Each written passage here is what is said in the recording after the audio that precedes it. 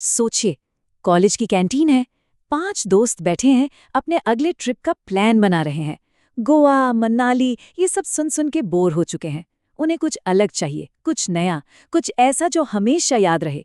और बस यहीं से एक ऐसे सफर की शुरुआत हुई जिसकी यादें आज भी उनके रोंगटे खड़े कर देती हैं। कहानी में आगे बढ़ने से पहले इस एक बात को जरा ध्यान से सुन लीजिए। ये सिर्फ एक कही सुनी बात नहीं है, ये वहाँ का एक नियम है। एक ऐसा नियम जिसे तोड़ने की हिम्मत कोई नहीं करता।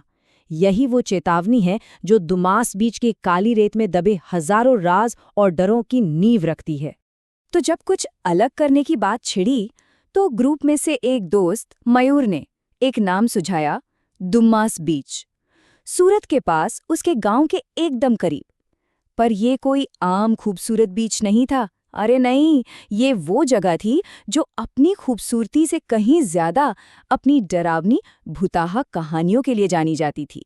देखिए, दुमास का ये जो डर है ना, ये कोई इंटरनेट या सोशल मीडिया का बनाया हुआ नहीं है।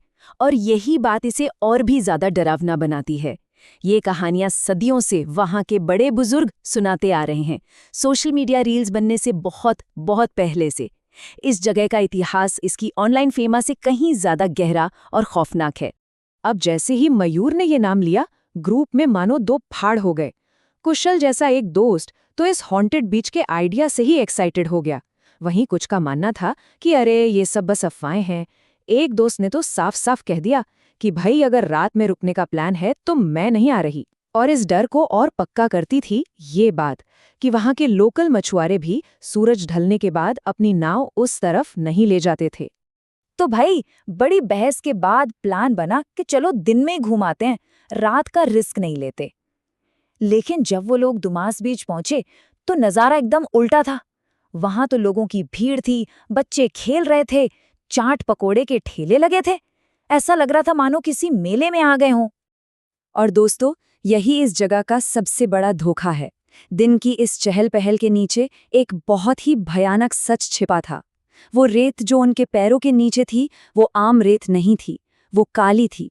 और उसके काले होने की वजह वजह ये थी कि वो एक सदियों पुराना शमशान घाट था। मयूर ने बताया कि सुनो, लोग कहते हैं कि यहाँ सैकड़ों सालों तक लाशें जलाई जाती थीं। उस काली रेत में सिर्फ मिट्टी नहीं, बल्कि अनगिनत अंतिम संस्कारों की राख मिली हुई है। और तो और कहते हैं कि कई अधजली लाशों को भी यहीं दफना दिया जाता था। और वो ये सब बातें कर ही रहे थे कि तभी एक अजीब सा बूढ़ा आदमी उनके पास आया। उसकी थकी हुई आंखों और एकदम ठंडी आवाज में उसने गुजराती में एक चेतावनी दी, जिसका मतलब था यहाँ नीचे बहुत लोग सो रहे हैं। उसने बताया कि वो लोग एक शमशान के उस हिस्से पर खड़े हैं जहां सिर्फ राख नहीं, बल्कि मुर्दे भी मिट्टी में मिला दिए जाते हैं। उस आदमी की बातों ने माहौल को एकदम ठंडा कर दिया था। और ठीक तभी कुशल को दूर एक खंडहर जैसी इमारत दिखाई दी और उसने वहां जाने की जिद पकड़ ली। बस यही वो पल था जब ग्रुप का बंटना तय हो गया और कहानी ने एक बहुत ही खतरनाक मोड़ ले लिया।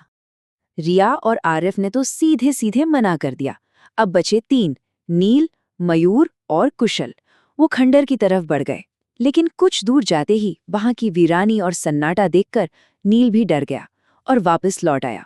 अब उस सुनसान डरावनी जगह पर सिर्फ मयूर और कुशल अकेले रह गए थे। अब जरा देखिए कि कैसे कुछ ही घंटों में सब कुछ बदल गया।